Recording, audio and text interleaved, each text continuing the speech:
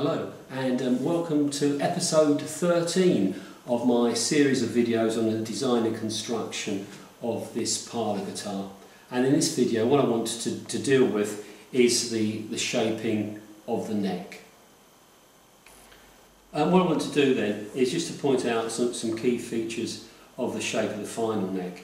One thing that I'm tending to do more and more is to try to keep the neck fairly thin in this area and take away a fair bit of wood around where the heel starts to join the body. And the whole point of that is to make it much more comfortable on the upper frets for the guitarist.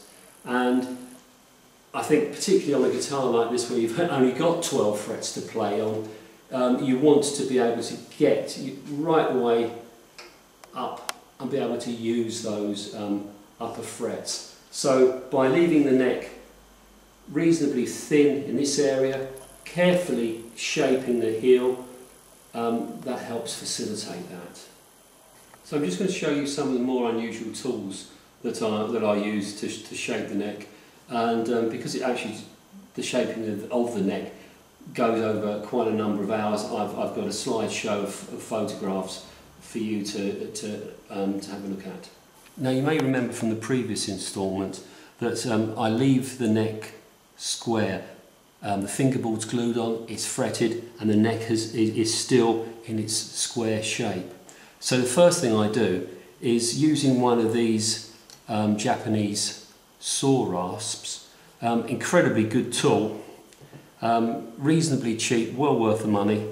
What I do is I make a semicircular cut at both ends of the neck. So I shape a rough curve here and shape a rough curve at this end, and the middle portion is left more or less square.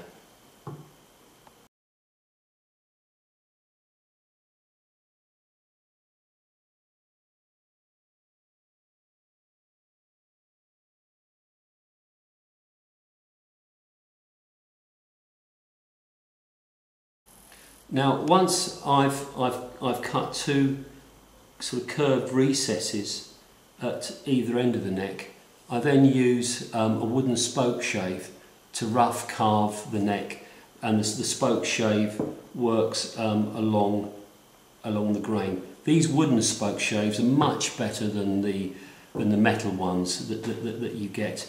You can see hopefully that the blade is at a really low angle. And because it's fixed directly into the piece of wood without any thumb screws, anything like that, you don't get any of the shuddering that you tend to get with the metal spoke shaves.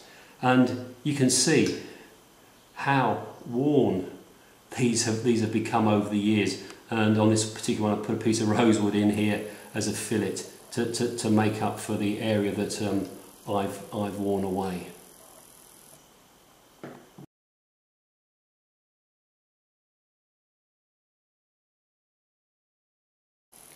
Once I've rough carved the central portion of the neck, I then turn my attention to the heel.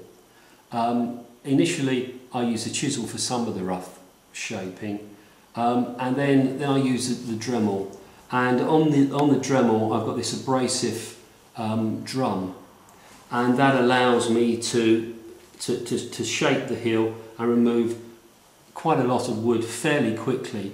And the reason that I like using this is because you don't actually have to put any physical force on the instrument itself. The instrument's resting on the bench, and you can just sculpt away with this, removing a fair bit of wood quite quickly. I also use these riffler files. So these are curved files normally used by pattern makers, and that allows you to get into the curved shape of the heel. And also this is another favourite tool of mine. I've had this for about 30 years. This is a handmade Swiss rasp, fantastic tool, and again that's very useful for doing any of the curves in this area, and also curves around where the neck blends into the head.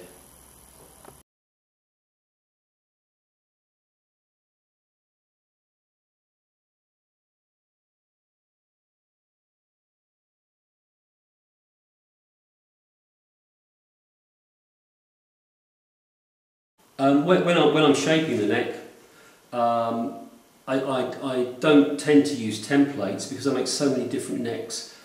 Custom making guitars, people are asking for different widths of fingerboards, different profiles of necks. Obviously some people like the Martin kind of triangular shape. For a guitar such as a Parlour guitar, which I'm just building for the fun of it, the neck itself is a fairly neutral curve. But as I'm carving, I use one of these sort of profile copiers, and I can press that down onto the neck, and I can get an idea of the shape as I'm carving the neck. And once it's to the shape that I want, well then I'm using cabinet scrapers, abrasive papers, etc. to get a really smooth finish on it.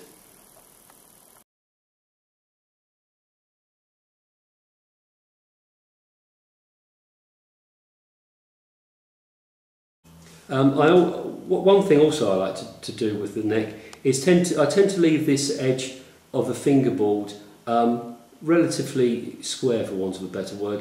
What I don't like doing is rounding this top edge of the fingerboard off, as some other manufacturers do. I think what that does is it restricts the usable width of fingerboard and tends to cramp up the strings a little bit more than they need to be. So the neck has been carved. Next thing for me to do is to give the whole of the instrument a really good clean up and prepare it for one of the final stages, which will be French polishing. And of course there'll be another video about that soon. And also I've got the bridge to make. And again I'll deal with that in another video. So thank you very much for your time, and hope to see you soon. Bye-bye.